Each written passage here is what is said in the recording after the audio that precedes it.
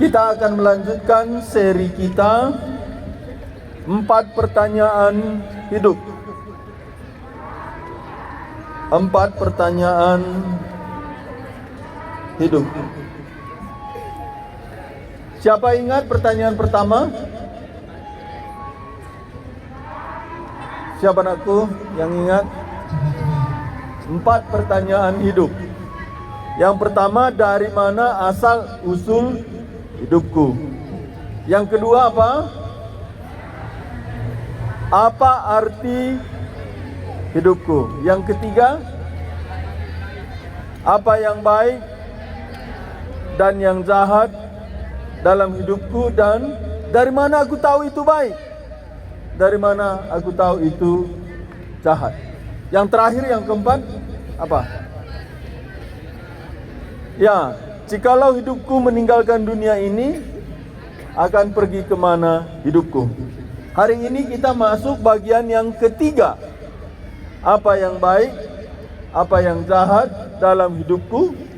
Mengapa aku katakan itu baik atau jahat? Semua sudah ketemu?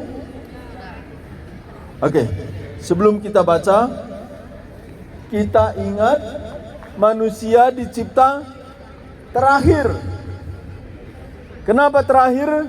Karena paling penting, manusia dicipta menurut gambar dan rupa Tuhan Allah.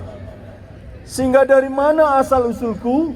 Aku dicipta oleh Tuhan Allah. Lalu kedua, apa arti hidupku? Arti hidupku untuk berelasi dengan Dia, berelasi dengan Allah. Aku dicipta untuk berelasi dengan Allah sebagai wakil Allah untuk melakukan kehendak Allah. Lihat ke sini aja anakku.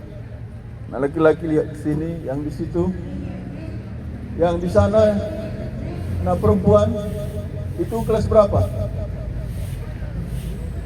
Ya, itu nakku, kawannya, coba lihat sini. Lihat sini nakku, kita ibadah.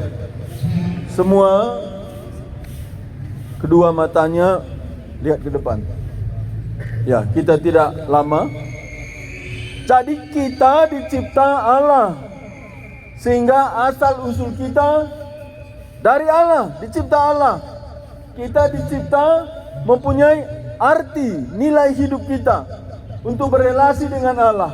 Kita dicipta untuk mewakili Allah, dan kita diberi tugas untuk melakukan kehendak Allah, sehingga Tuhan Allah memberi kita potensi, daya cipta, kreativitas untuk bekerja. Di tengah-tengah kita bekerja, kita disertai Allah, dan hasil pekerjaan kita untuk kemuliaan Allah.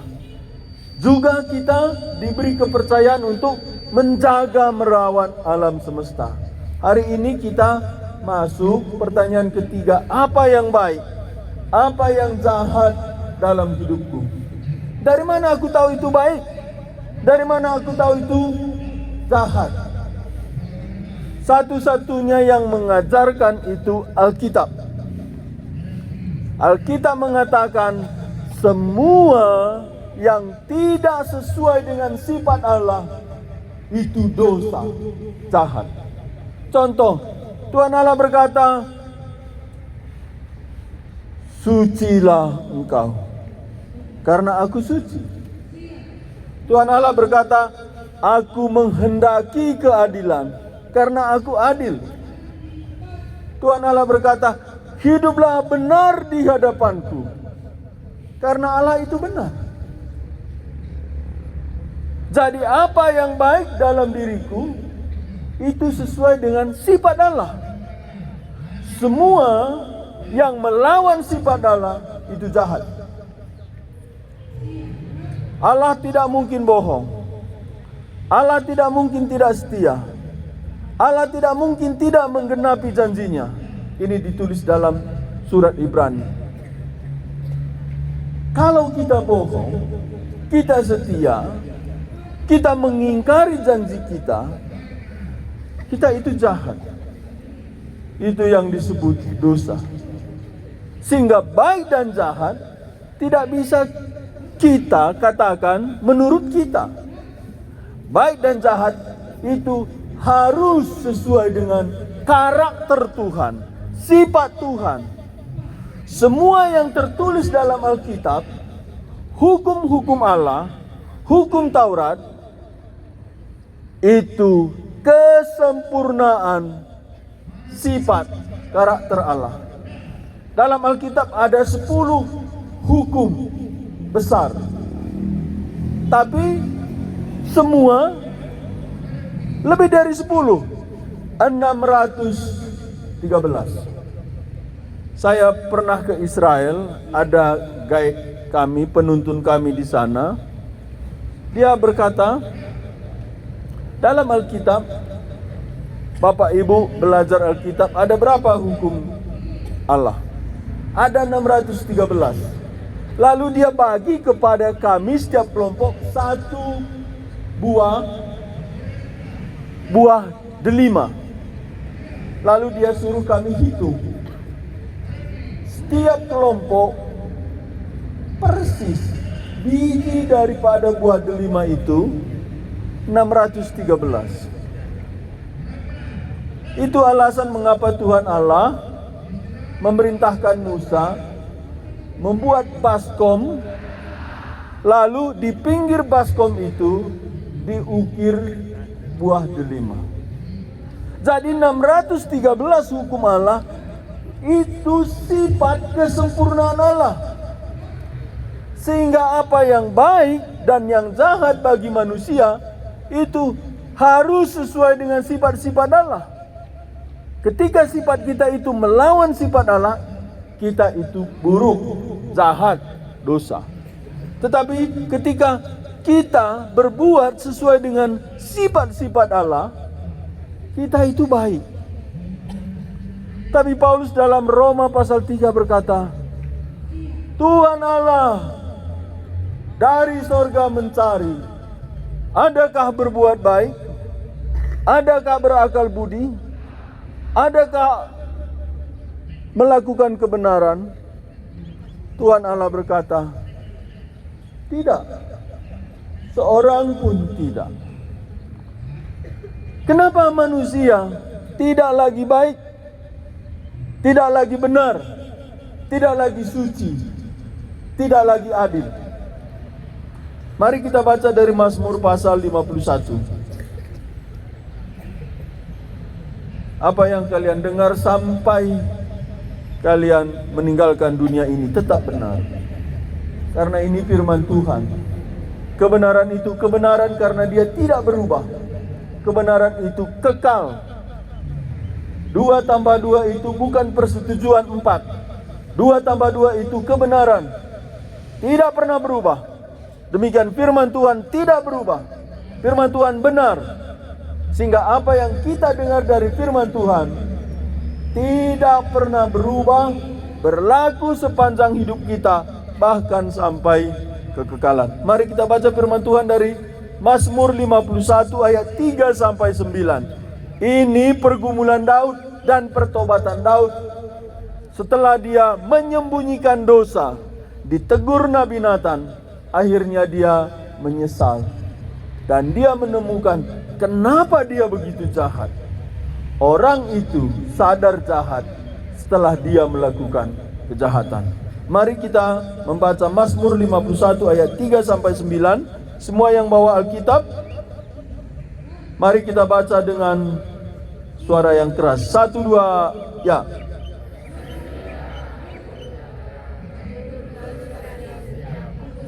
Pelanggaranku menurut rahmat-Mu yang besar, bersihkanlah aku dan tahirkanlah aku dari dosaku.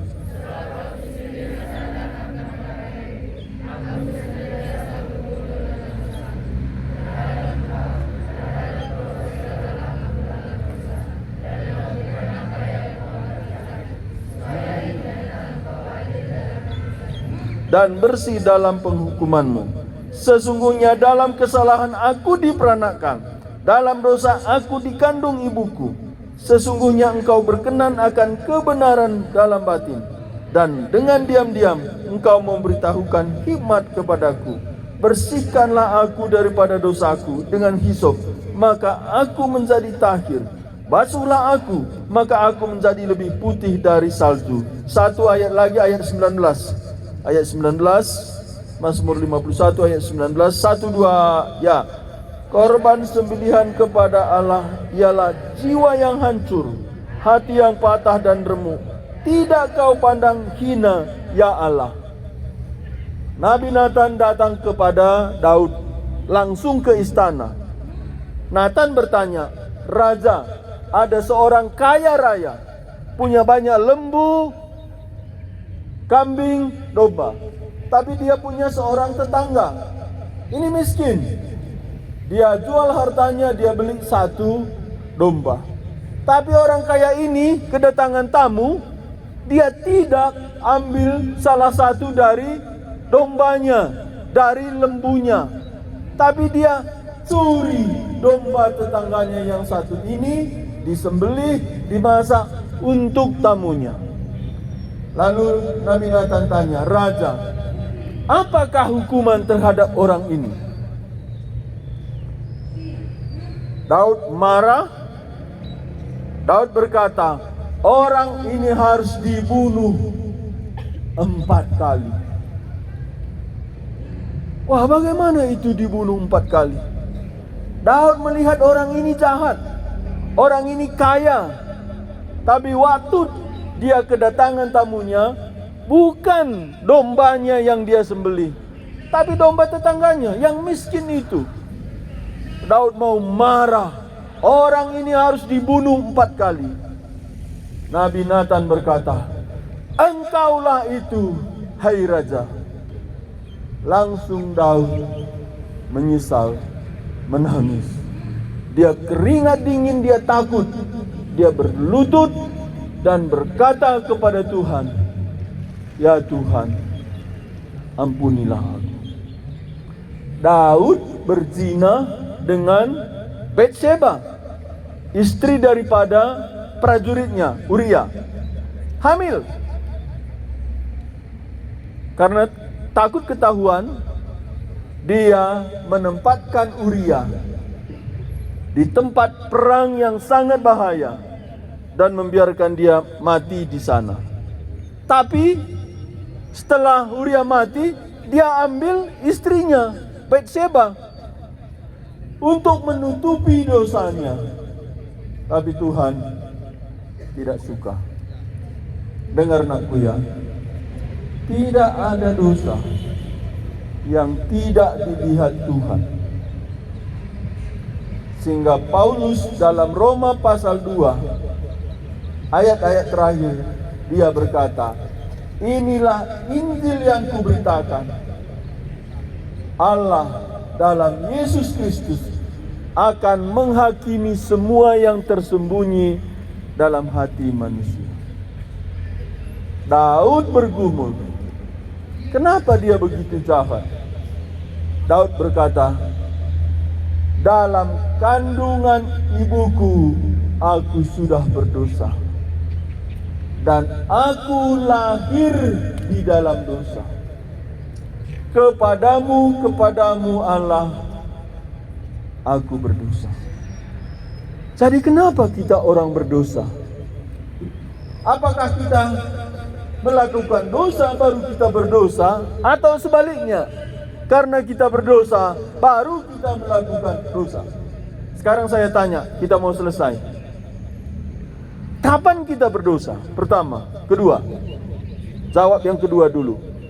Kita orang berdosa, apakah karena kita melakukan dosa sehingga kita menjadi orang berdosa? Atau memang pada dasarnya kita orang berdosa? Pada dasarnya kita orang berdosa. Sehingga apa yang baik, apa yang jahat pada kita, menurut firman Tuhan, menurut sifat Allah, hanya tinggal satu, yaitu kejahatan belaka. Ini ditulis dalam Kejadian pasal 6, ditulis Paulus dalam Roma pasal 7. Sebagai aku manusia, tidak ada yang baik. Seluruh hidupku sudah jatuh ke dalam dosa. Sehingga hanya satu pengharapan kita, Injil Yesus Kristus. Kita lipat tangan, kita saat teduh sebentar.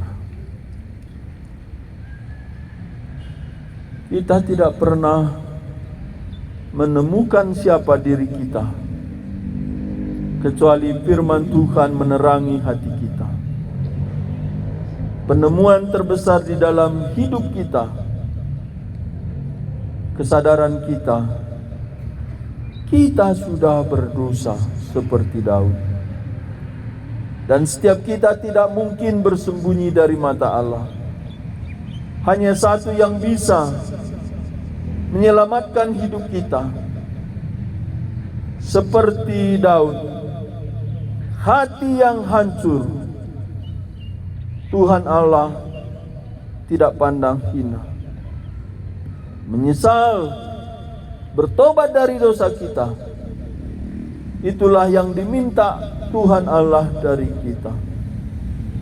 Anak-anak kami, kalau kalian merasa biasa berdosa, kalian dalam bahaya. Menangislah, bersedihlah, hancurlah hati setiap kita karena dosa-dosa kita. Karena hanya kehancuran hati kita terhadap dosa, Tuhan mau menerima kita. Bapa di sorga, biarlah kami oleh Roh Kudus-Mu sadar kami sudah jatuh ke dalam dosa. Dan Tuhan Allah yang suci, adil, benar, tidak bisa memandang dosa. Kami perlu kasih karunia Tuhan. Kami bersyukur ada pelepasan di dalam anak-Mu Yesus Kristus. Biarlah setiap kami memandang salib-Mu, dan dengan hati yang hancur datang ke bawah salib-Mu, minta pengampunan dari Tuhan. Ya Tuhan, kasihilah kami. Jangan meninggalkan kami. Berkati SMA GBKP, berkati anak-anak kami, berkati kami guru. Tuhan kuatkan, Tuhan hiburkan. Biarlah sekolah ini makin hari makin menyatakan penyertaan Tuhan. Ini doa kami Bapa demi anak-Mu Yesus Kristus. Kami berdoa, kami bersyukur. Amin. Semua bilang amin.